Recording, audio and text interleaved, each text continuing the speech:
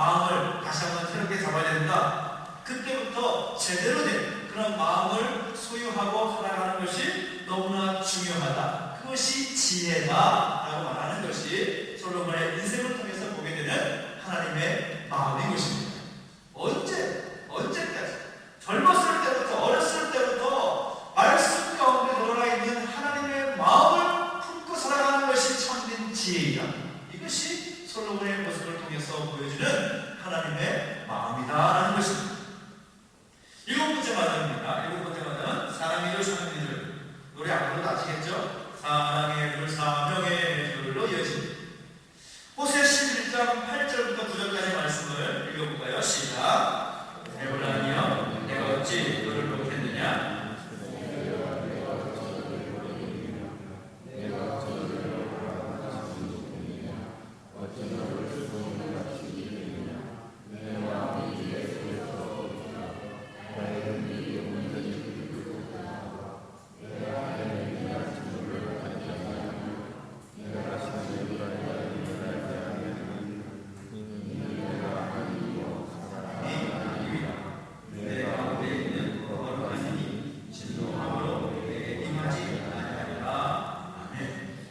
호세아 선지자의 고백입니다.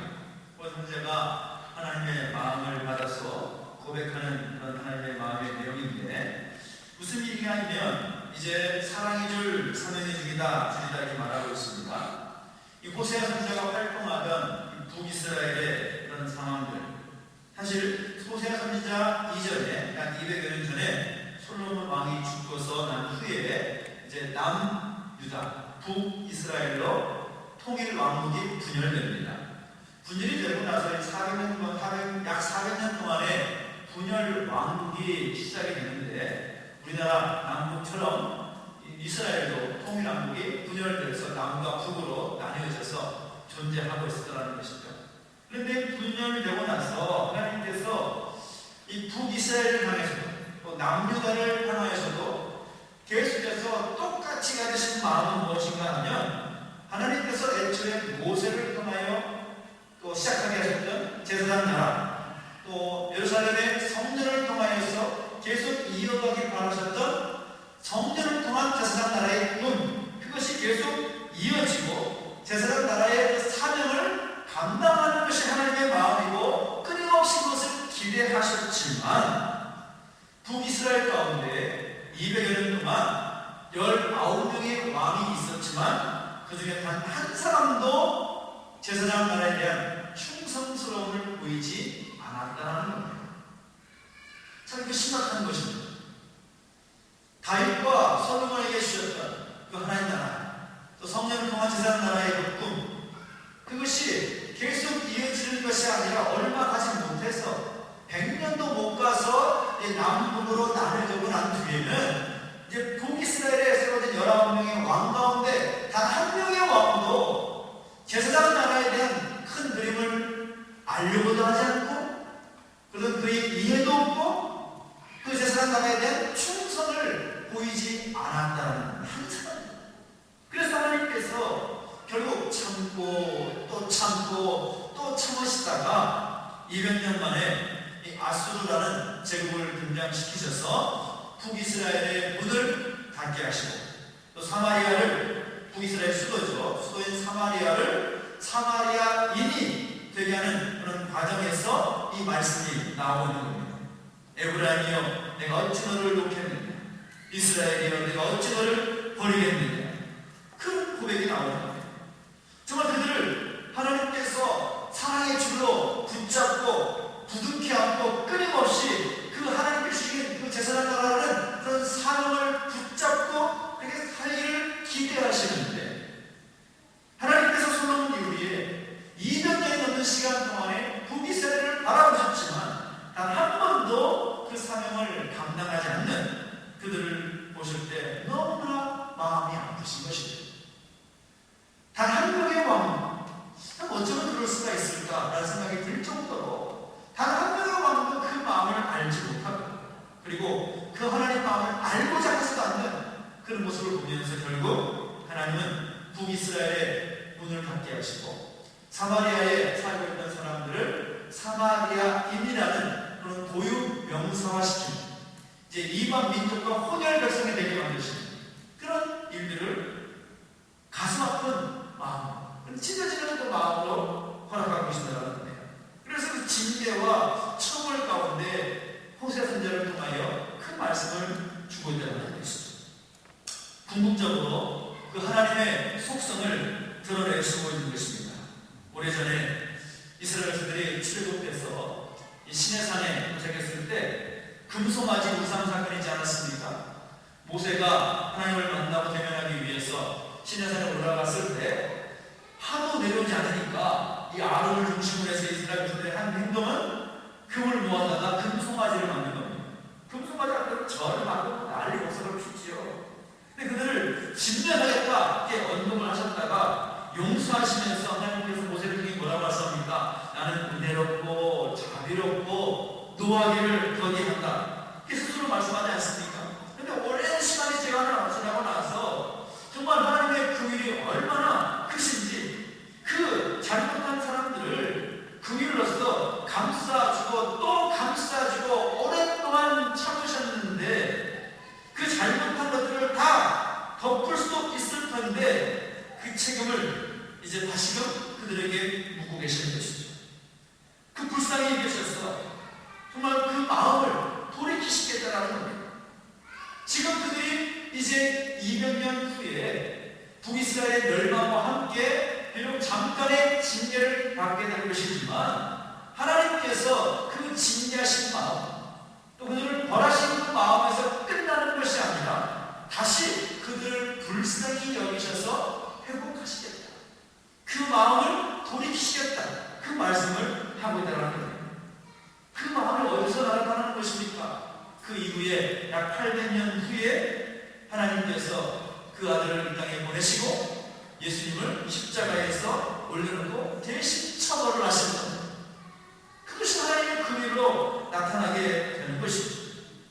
내가 다시는 벌하지 않겠다. 내가 너희를 향한 자비를 베풀겠다. 내가 그 일로 너희를 감싸겠다. 그 마음이 이제 그들을 징계함으로 끝나는 것이 아니라 이후에 메시아를 통하여 예수 그리스도를 통하여 십자가 구속의 모습으로 그 하나님의 긍휼하신 그 마음, 그 하나님의 사랑의 마음, 그 자비의 마음이 나타나게 된다는 거예요.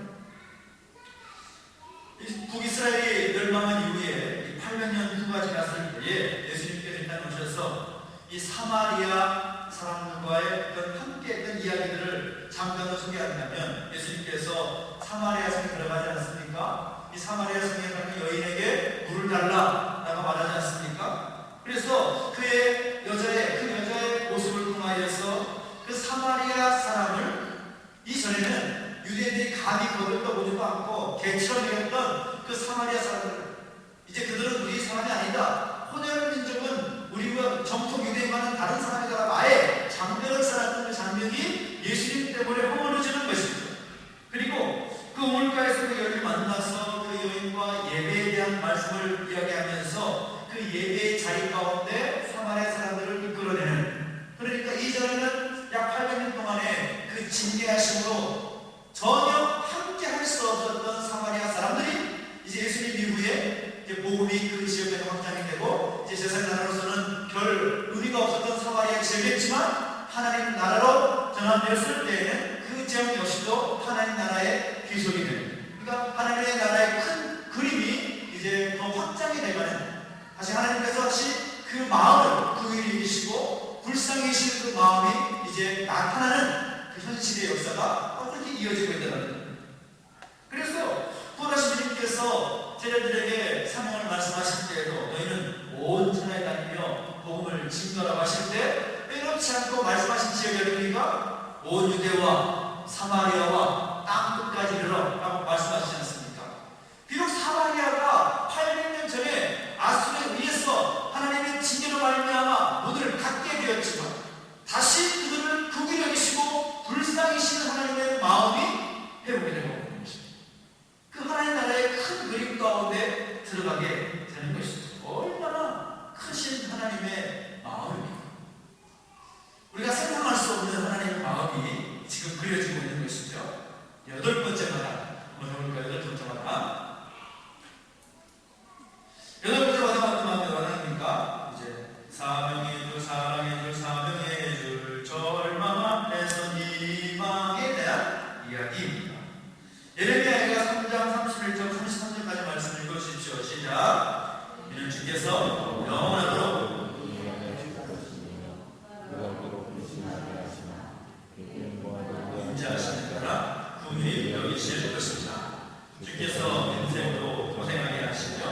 근심하게 하심은 본심이 아니시로다 라고 말씀하고 있습니다.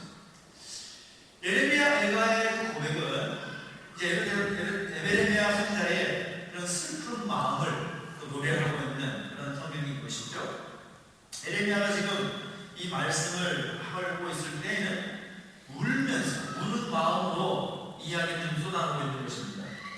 북이스라엘이 주전 722년에 아수르에 의해서 망하게 되고 이제 136년이 지났을 때에 이제 남유다의 수도였던 예루살렘, 지금 예루살렘에 있는 그 성전이 불타버리고 있는 상황입니다. 그것을 보면서 에레미야 선지자가 가슴을 치면서 울며 노래하는 내용입니다. 주께서 영원하도록 버리지 아니하실 것이며 그가 비록 근심하게 하시나 그의 풍부한 인자하심에 따라 그들이 여기실 것입니다. 주께서 인생으로 고생하게 하시며 근심하게 하시면 본심이 아니시로다. 참 성전이 불타버렸다라는 것은 하나님의 백성, 제사장 나라의 백성들의 역사에서는 있을 수가 없는 그런 이야기죠. 하나님께서 계시겠다는 성전이 제국들에 의해서 불타버리고 있다. 여러분, 예루살렘이 어떤 곳입니까? 136년 전에 주전 722년에 사마리아 성이 망하게 되었을 때, 북이스라엘이 망하게 되었을 때에 그 사마리아 성을 멸망시킨 아수르의 군인들이 와서 이제 예루살렘 성까지 포위하고 있는 거예요. 그때 아수르의 왕이었던 사네립이 히스기야 왕에게 나와서 성에서 나와서 항복하라, 그럼 내가 살려주겠다 라고 말하는 것이죠. 사실은 당시 상황에 비춰보면 예루살렘 성보다 5배 정도 강한 그런 방어력을 가진 성이 바로 사마리아 성이었습니다. 그러니까 사마리아 성 훨씬 더 강하고 점령되지 않을 것 같은 그런 방어력을 가지고 있었던 사마리아 성도 아수르라는 제국에 의해서 망하고 지금 그 아수르 군대가 예루살렘 성을 완전히 꽁꽁 에워싸고 있는 것입니다. 그런 아수르의 공격을 방어한다는 것은 현실적으로 가능한 이야기일까요? 불가능한 이야기일까요? 가능하지 않는 이야기입니다. 마음만 먹으면 며칠 안 가서 예루살렘 성은 그냥 망할 수 있는, 사마리아 성처럼 완전히 회파될 수 있는 그런 상황이라는 것이죠. 그런데 놀랍게도 남유다의 왕이었던 히스기야가 성 밖으로 나가서 항복하는 것이 아니라 붉은 베옷을 입고 여호와의 전 성 안으로 들어가는 것입니다. 근데 그 다음 날에는 옷을 바꿔서 왕복을 입고 나왔다는 것이죠. 무슨 일이 있었습니까? 하나님 앞에 나가서 엎드려 눈물을 흘려 간구했더니 그 성을 포위하고 있었던 아수르 군대 18만 5천 명이 간밤에 싹 전멸하고 만 것입니다. 어디서 그런 기적이 일어났습니까? 하나님은 이미 히스기야에게 그 말씀을 주셨고 성전 안에서 하나님의 그 마음을 보여주신 것입니다.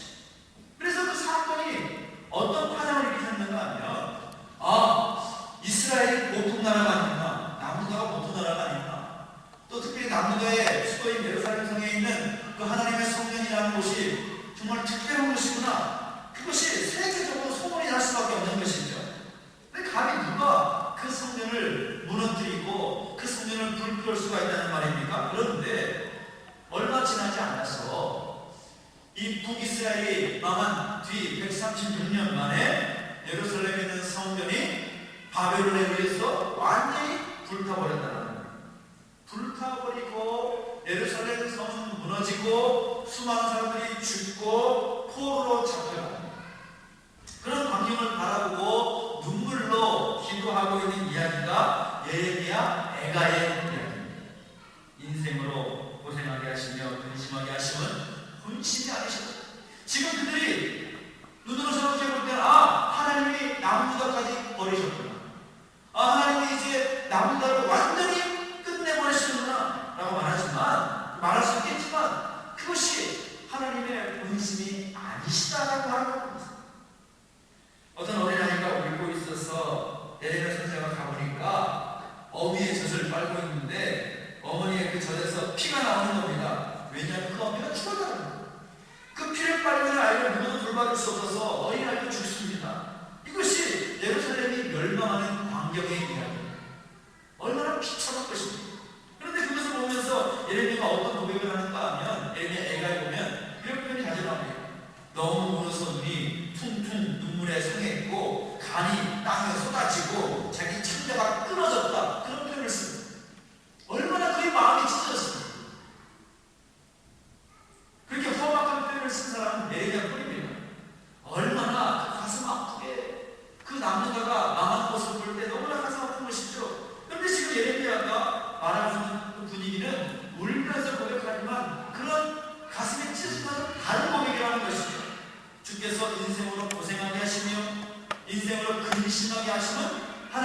본심이 아니시다라는 겁니다.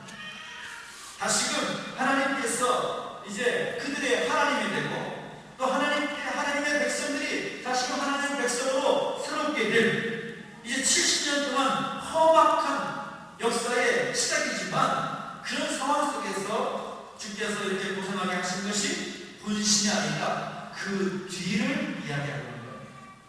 지금 포로로 잡혀가서 바벨론 페르시아의 포로로 70년 동안 있게 될 것이지만 포로 생활로 끝나서 이제 하나님 백성으로서의 역사가 끝나는 것이 아니라 다시금 회복시키시고 귀환시키시고 다시금 하나님 백성으로서 제사장 나라의 꿈과 비전을 이어나가게 하실 것이 하나님의 마음이라는 것을 지금 예레미야 선지자는 알고 눈물로 고백하고 있는 것입니다.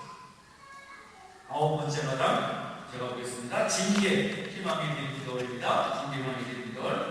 에스겔 33장 11절 읽어주십시오. 시작. 너희들에게 말하라.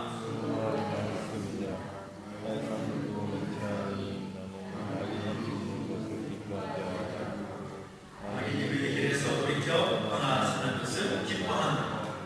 이스라엘 자손아 돌이키라. 너희 악한 길에서 떠나라. 어찌 죽고자 하느냐 하셨다. 말씀하고 있습니다. 악인이 죽는 것을 기뻐하지 않는다. 악인이 그의 길에서 돌이켜 떠나 사는 것을 기뻐한다. 악인이 누구일까요? 여기서 말하는 악인은 이스라엘 족속을 말하는 것이겠죠. 하나님의 마음을 떠나서 반역하고 그 뜻을 따라 살고자 하지 않았던 사람들을 하나님께서 보실 때 가슴 아파하셨는 겁니다. 근데 그것이 악인이 죽는 것, 망하고 포로로 잡혀가서 끝나는 것, 이것을 하나님께서 기뻐하시지 않고 그 길에서 돌이켜서 떠나 다시금 하나님의 마음을 가지고 수일하고 살아가는 것을 하나님께서 기뻐하신다라고 말씀하고 있다는 그래서 에스겔 31장 22절 27절 읽어보면 시작. 또 새 영을 너희 속에 두고 새 마음을 너희에게 주되 너희 육신에서 굳은 마음을 제거하고 부드러운 마음을 줄 것이며 또 내 영을 너희 속에 두어 너희로 내 율례를 행하게 하니 너희가 내 규례를 지켜 행할지라 라고 말씀하고 있습니다. 이것이 앞으로 70년 동안 하나님께서 이 작업을 하신다라는 그런 이야기를 하시는 겁니다. 악인이 죽는 것을 기뻐하지 아니한다 하는 말이 무슨 의미일까요? 하나님께서 악인이 죽는 것을 기뻐하셨다면 악한 사람, 하나님의 마음에서 떠나고 하나님의 마음을 품지 않고 살아가는 악한 사람들이 죽는 것을 기뻐하셨다면 하나님께서 그 아들을 십자가에 내어줄 리가 없는 것이죠. 그럴 수가 없는 겁니다. 악인이 죽는 것을 기뻐하시는데 왜 예수님을 보내셨겠습니까? 근데 하나님께서 가지신 그 마음은 악인이 죽고 끝나는 것을 원하시는 것이 아니라 그 길에서 돌이켜 떠나서 하나님께서 원하시는 그 하나님의 마음을 품고 살아가는 그 모습을 더 기뻐하시기 때문에 예수님을 이 땅에 보내신 것입니다. 예레미야가 이제 바벨론에 가서 70년 동안 징계도 받고 또 징계로 받는 것이 아니라 그 징계받는 과정 가운데 하나님의 나라에 대한 제사장 나라에 대한 큰 그림을 다시 한번 교육받고 깨닫게 하셔서 70년 뒤를 기약하자 그런 이야기를 남기는 것이죠. 그런데 그 이야기를 듣는 하나님의 사람들의 마음들이 보니까 너무 굳어져 있는 겁니다. 하나님에 대해서 오해를 하고 있는 겁니다. 그 오해는 무엇일까 하면 두 가지 오해. 하나는 하나님은 힘이 없으시다. 왜 그렇게 생각할 수밖에 없었을까요?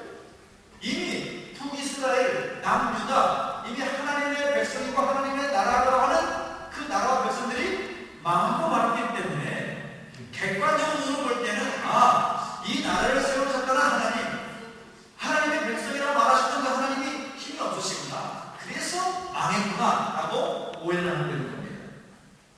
또 두 번째 오해는 무엇인가 하면 하나님은 공평하지 않으시다라는 겁니다.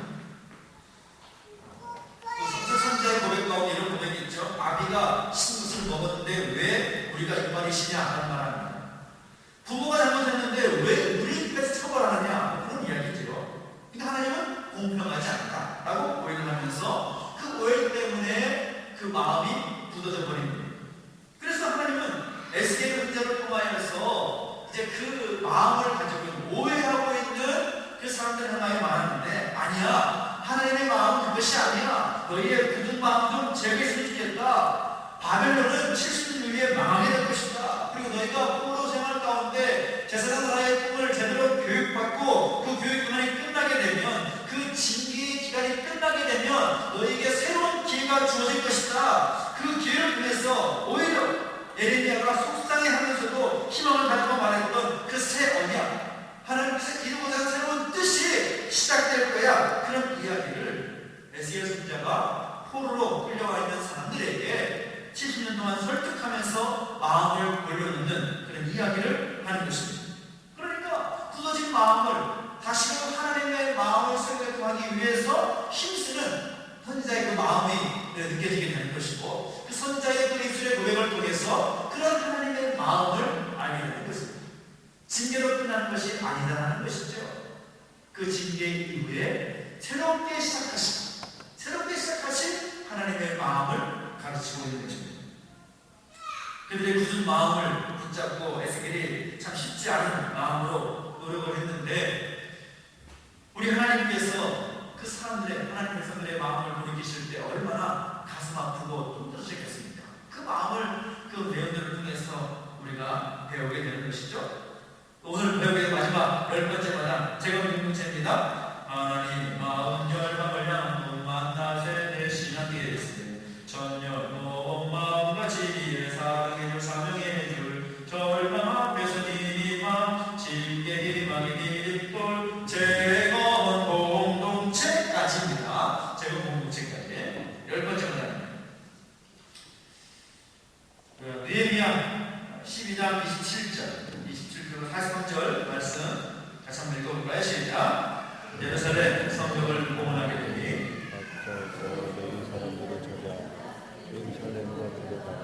감사하며 노래하며 제금을 치며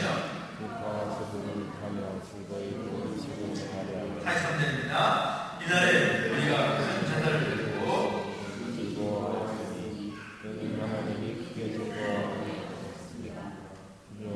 어린아이도 즐거워하였으므로 예루살렘이 즐거워하는 소리가 멀리 들렸느니라.